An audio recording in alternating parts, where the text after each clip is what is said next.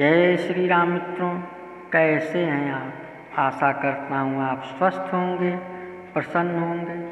ज्योतिष शास्त्र प्रत्यक्ष शास्त्र में काल विवेचन, काल की आलोचना करते समय सृष्टि और संहार के विषय में प्रसंगतः आलोचना करना आवश्यक है। सबसे पहले संहार के विषय में कुछ कहना संगत जान पड़ता है, क्योंकि संहार के बाद ही सृष्टि का उन्मेष बुद्धि में आरूढ़ होता है। प्राचीन आचार्यों ने प्रलय को 4 भागों में विभक्त किया है। अवश्य ही वह अपेक्षिक रूप में ही उनमें एक नित्य प्रलय है, दूसरा नैमित्तिक प्रलय, तीसरा प्राकृतिक प्रलय अथवा महाप्रलय है और चौथा आत्यंतिक प्रलय या मोक्ष है। नित्य प्रलय सर्वत्र सूक्ष्म रूप से चलता रहता है। निद्रा की अवस्था भी एक प्रकार का प्रलय है। सारे जगत में निरंतर इस प्रकार का प्रलय चलता रहता है। नित्य प्रलय जगत की निरंतर विनश्वरता को प्रमाणित करता है। इस ब्रह्मांड के अधिपति का नाम हिरण्यगर्भ का या ब्रह्मा है। श्रुति के अनुसार उनकी आयु 100 वर्ष है।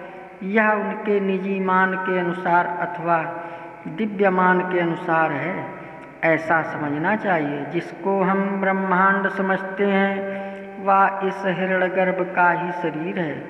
ब्रह्मा की आयु का अवसान हो जाने पर ब्रह्मा के देह की समाप्ति हो जाती है। इसी को महाप्रलय कहते हैं। इसी समय ब्रह्मा की जीवन मुक्त अवस्था का अवसान हो जाता है और वे परब्रह्म के साथ तादात्म्य को प्राप्त हो जाते हैं। अब तक ब्रह्मलोक में जो लोग रहते थे उन सभी को लेकर वे ब्रह्मा में प्रविष्ट हो जाते हैं, परंतु ब्रह्मलोक में सब लोग एक ही अवस्था में हों ऐसी बात नहीं है। सालोक्य से सायुज्य पर्यंत सभी अवस्थाएं वहाँ हैं। महाप्रलय के बाद नवीन सृष्टि दूसरे ब्रह्मा को लेकर होती है।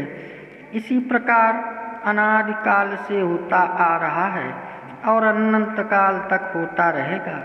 ब्रह्मांड के ध्वंस रूपी इस प्रलय को प्राकृतिक प्रलय कहते हैं। प्रचलित भाषा में इसका नाम महाप्रलय है। इस अवस्था में प्राचीन जगत की सृष्टि का अवसान तथा नवीन जगत का अभ्युत्थान होता है। ब्रह्मा के दिन के अंत में अर्थात ब्रह्मा के निद्रा काल में जो प्रलय होता है उसका नाम नैमित्तिक प्रलय है। नैमित्तिक प्रलय 2 प्रकार का होता है, आंशिक और पूर्ण। आंशिक प्रलय कब होता है?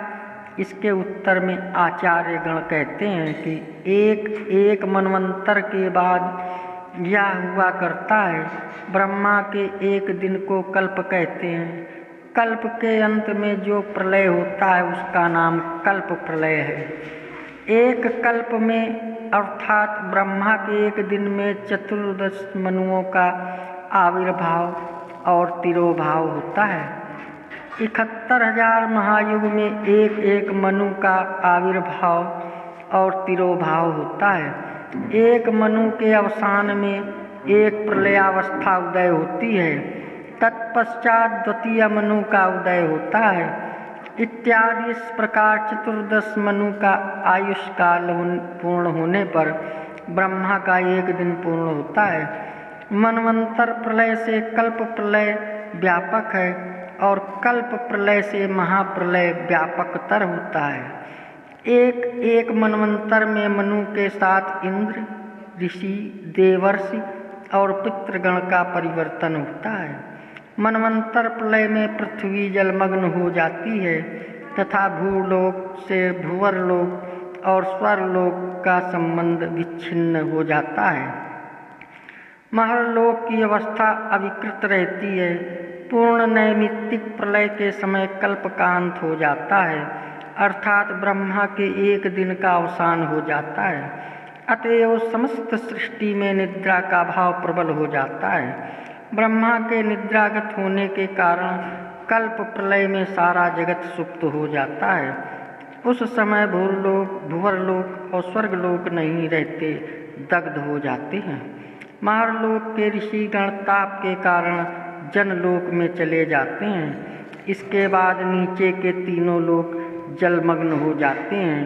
तब ब्रह्मांड की प्राण शक्ति को आकर्षण करके भगवान विष्णु शेष शैया पर शयन करते हैं। यह उनकी योग निद्रा है। नित्य प्रलय और आत्यंतिक प्रलय पिंड के साथ संश्लिष्ट है, किंतु नैमित्तिक प्रलय का संबंध ब्रह्मांड के साथ है। ये था ज्योतिष शास्त्र प्रत्यक्ष शास्त्र में काल विवेचन। अगर आप हमारे चैनल में नए आए हो तो सब्सक्राइब कर लें, लाइक करें, शेयर करें। जय श्री राम।